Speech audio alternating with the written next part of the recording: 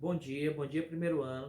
Nós vamos falar nessa aula sobre águas continentais, redes de drenagem e bacias hidrográficas, tá? Esse material está no capítulo 6, está na página 134 a 136 do livro de vocês. Pessoal, na aula passada a gente falou um pouco do histórico, né? Que a gente colocou a água aí desde o início da história da Terra, há 4,6 bilhões de anos. E a gente falou, o mais importante na aula passada foi entender o ciclo da água, né? É uma aula bastante importante. Pensando nisso, a gente vai começar a falar das águas dentro dos continentes, né? Como é que essas águas estão aí dentro dos continentes? Vamos aqui iniciar. Galera, as águas continentais, elas representam apenas 2,5% do volume total de água existente no planeta. Só que elas têm uma importância fundamental, principalmente econômica e social.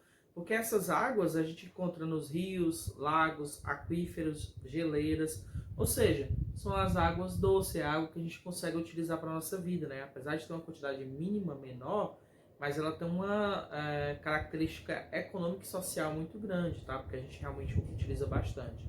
Essas águas estão distribuídas em redes ou sistemas de drenagem que se organizam na forma de bacias hidrográficas. A gente vai entender agora o que é uma bacia hidrográfica, tá? Pessoal, aí eu tenho uma imagem, tá? De uma bacia, um esboço simples, né? A gente tem outros tipos de esboço de bacia hidrográfica, mas eu tenho aqui um esboço, tá? Primeiro vamos entender qual é o conceito de bacia hidrográfica. É uma área, primeiro uma área delimitada, você vê que tem uma delimitação nessa área, você consegue observar nessa imagem, onde ela tem divisores de água. Geralmente, pessoal, esses divisores de água é quando o relevo é mais alto. É um morro, é uma serra, é uma montanha. Por exemplo, aqui eu tenho um divisor de água, bem no centro, ó. Onde eu tenho aqui é uma bacia que divide uma outra bacia. Então você tem duas bacias nessa imagem aí, bacia hidrográfica do rio A, bacia hidrográfica do rio B.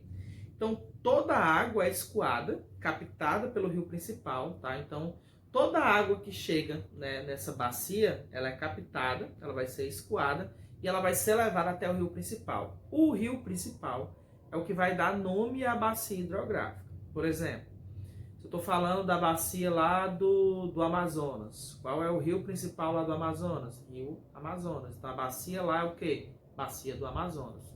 Mas se eu estou falando lá no Nordeste, qual é o rio principal? Rio São Francisco. Então qual é a bacia? Bacia do São Francisco. Então o rio principal é que vai levar o nome da bacia. Por que eu estou falando em rio principal? Porque dentro de uma bacia, pessoal, você tem o rio principal e você tem os outros rios que alimentam essa bacia. Então a bacia hidrográfica é um conjunto de rios, onde eu tenho rios menores que jogam essa água para o rio maior, que é o rio principal, tá? Galera, então essa bacia, ela capta a água, tanto das chuvas, né, que caem aí sobre as encostas, sobre as suas vertentes, tá? E encaminham para as partes mais baixas. Então eu pego aqui essa água que vai chegar no relevo das partes mais altas e descem para as partes mais baixas, né? Então ela vai descer para as partes mais baixas do relevo. Vamos aqui para frente. Galera, toda bacia hidrográfica, ela possui o rio principal, ela possui afluentes e subafluentes. Então, por exemplo, nessa imagem aqui, você tem a nascente da bacia. Então essa água aqui ela vai descer das partes mais altas do relevo para as partes mais baixas, ok? E aí, pessoal, você tem os afluentes e os subafluentes. E você tem o rio principal. Galera, tanto o afluente quanto o subafluente, ele alimenta o rio principal. Só que tem uma diferença. O afluente, ele é um rio menor, logicamente, do que o rio principal, e ele vai diretamente para o rio principal. Então é como se eu tivesse aqui o rio principal e ele fizesse essa ligação. Então ele vai direto para o quê? Para o rio principal. Ele, por ser um afluente, ele não tem um fim em um oceano, em um mar ou um lago. Ele vai sempre fluir para o rio principal. O fim do rio principal é que pode ser no mar, né? Pode ser num lago, né? E a gente vai entender mais na frente. Por exemplo, aqui no Brasil, todos os rios, o final do nosso rio, né, ele vai correr esse rio e o fim dele é aonde? No mar. Todos aqui no Brasil. Em outras regiões do globo você tem exemplos diferentes, tá? Nem sempre todos os rios vão desembocar a sua água vão jogar a sua água no mar, beleza? Galera, então aqui eu tenho o rio principal, vem aqui um rio menor que é o afluente e joga água aqui para ele, tá? Para alimentar esse rio principal. E o que é um subafluente? É quando eu tenho um rio menor, ele joga água para o afluente e o afluente joga água para o rio principal. Então o subafluente é um rio menor ainda que alimenta o subafluente e leva essa água para o rio principal, beleza? Então são rios menores que desaguam nos afluentes, beleza? Vamos para frente, pessoal. Quais são os tipos de drenagem que a gente tem, né? Drenagem, pessoal, é para onde a água vai correr, né? Por exemplo, quando a gente fala assim, uma cidade não tem um bom sistema de drenagem, porque a água não tem para onde correr. E aí tem uma chuvinha de 100 milímetros, alaga tudo, né? Então o sistema de drenagem é para onde essa água vai correr, tá? Galera, geralmente, né, como eu já tinha explicado anteriormente, essas águas elas vão correr da parte mais alta do relevo para as partes mais baixas, tá? Até encontrar e lançar suas águas num fim, né? Ela vai ter que lançar essa água em algum lugar.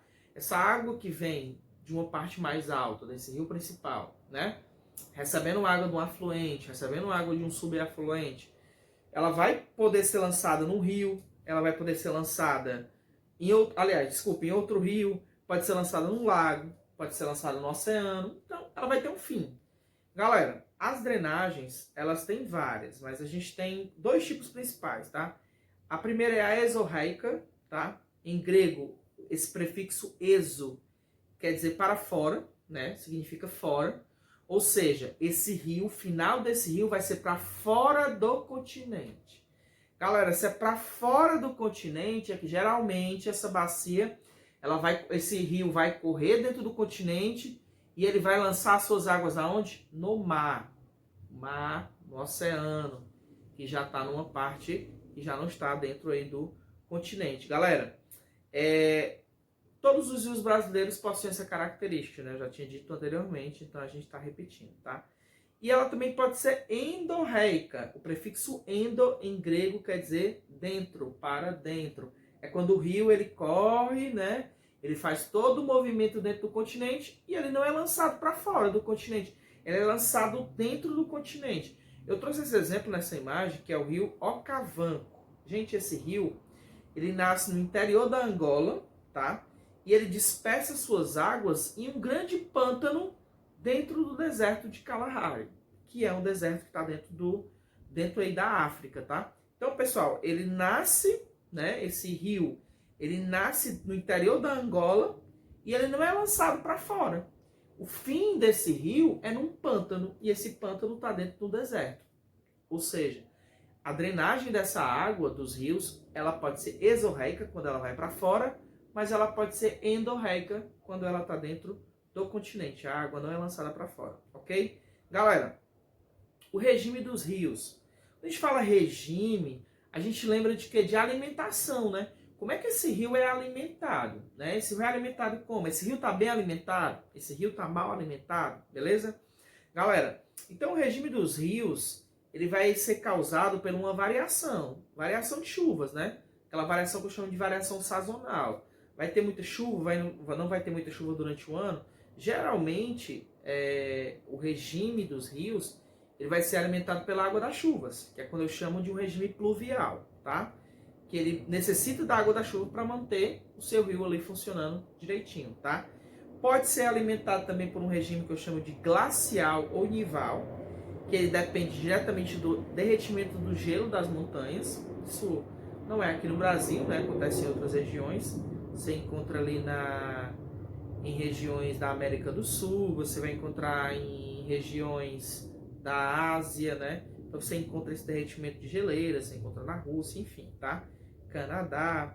E pode ser um regime misto, tá? Quando é misto, é quando ele mistura. Ele tanto pode ter, esse rio ele pode ser alimentado tanto pelo regime da chuva, né? Como ele pode ser alimentado também pelo regime de um derretimento, por exemplo, de uma geleira. Beleza, galera? Então, essa variação depende muito, né? Depende muito da quantidade de chuva. Se tem muita chuva, eu tenho um rio bem alimentado. Se não tem, né? Eu não tenho um rio aí bem alimentado. Esse regime dos rios, ele pode causar cheias em momentos de muita chuva, mas ele também pode acontecer de ter vazantes. O que é a vazante? É quando esse rio está secando. porque ele está num período realmente tão seco que o rio pode secar. Beleza, gente? Esse é o regime dos rios. Galera, eu tenho também a dinâmica e aproveitamento das águas fluviais. Isso depende muito da condição climática, tá? Galera, os rios, eles podem ser de dois tipos, tá? Eles podem ser rios perenes, que são aqueles rios que nunca secam. São rios que estão em regiões com chuvas regulares. Então, são regiões do globo onde chove bastante. A gente pensar, por exemplo, no rio Amazonas. O rio Amazonas é um rio perene, é um rio que nunca seca. Né? Então, você está vendo ali numa região que chove bastante. Né? Praticamente no norte tem chuva todo dia, finalzinho da tarde chove. Né? No norte tem muita chuva, né? E os rios, eles podem ser também temporários, que são aqueles rios, gente, que por conta de alguns períodos de estiagem, ou seja, eles estão em determinada região onde não chove muito, esse rio pode secar em determinados momentos. Então são rios temporários, tá? Então a gente tem rios perenes, aqueles que nunca secam, e eu tenho rios temporários, que podem secar por um determinado período do ano, e aí geralmente quando tem chuva de novo ele volta ali a existir de novo, ok? Galera, o tipo de relevo que esses rios percorrem, né? Esses rios vêm percorrendo aí dentro do continente, né? E aí ele vem percorrendo em que tipo de relevo? É um relevo plano ou é um relevo acidentado, cheio de altitudes, tá? Galera, se o curso desse rio, ele for em planícies, áreas planas, tá? Vamos pensar aqui numa mesa bem plana, né? Então, se esse rio está vindo num local bem plano, no relevo plano, ele é ótimo para navegação. Um exemplo são os rios da região amazônica, que desempenham o papel de transporte de pessoas e de mercadorias. É plano, né? Por que de pessoas, né, gente? Porque se for, por exemplo, o Rio de Planalto, que tem altitudes, imagina eu estar levando aqui as pessoas e aí, numa altitude, as pessoas caírem de uma vez. Então, eu preciso de um rio plano para levar pessoas, para levar mercadorias, tá? E os rios, pessoal, eles podem ser de planaltos. E aí, gente, vamos pensar aqui num planalto. O rio vem aqui plano, e aí eu tenho uma altitude de subida e descida, tá? Como vamos pensar aqui numa cachoeira, né? Lá em cima eu tenho uma subida e eu venho uma descida. Essa água vem com muita força. Esse tipo de rio, de planalto, com altitudes, ele não é bom para navegação, né?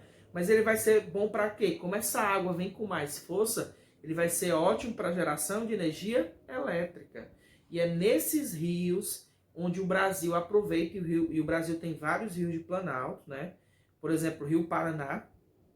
Então a gente tem rios de planaltos que o Brasil aproveita para geração de quê? De energia elétrica. São as nossas hidroelétricas. Sabemos que a maior parte da geração de energia elétrica do Brasil é proveniente de quê? De hidroelétricas, né? Essa imagem aqui eu mostro bem isso, tá, pessoal?